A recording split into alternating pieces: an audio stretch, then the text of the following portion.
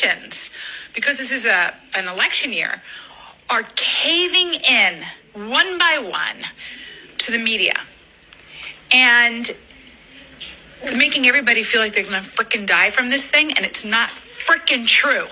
And it's really fucked up that they're scaring everyone. And finally, DeSantis caved.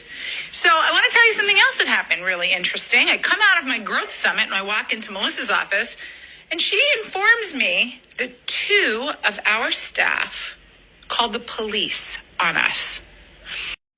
You may have recognized the voice or the face. That was the Florida CEO of PostcardMania.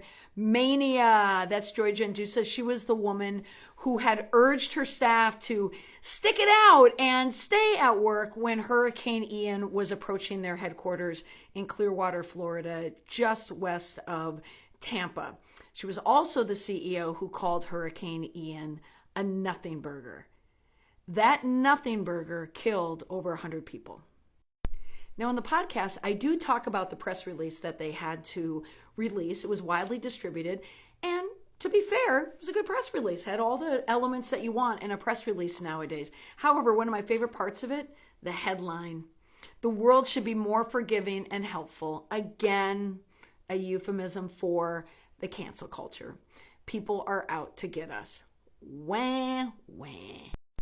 Now, I would love to show you the video that accompanied this press release.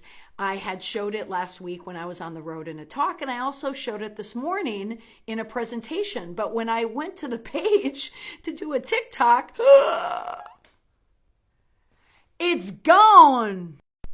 Now, something that I had mentioned in my presentation this morning discussing this CEO is a huge red flag that can pop up in the middle of any crisis.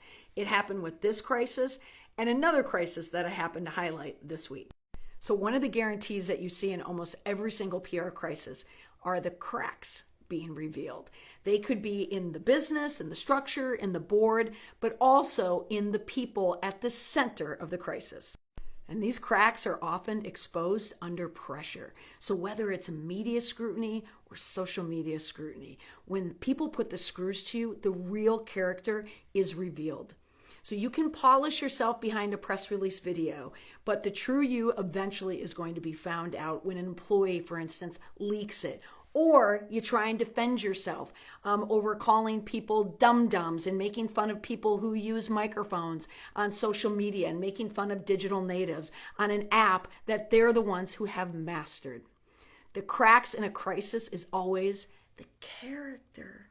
It's tough to hide.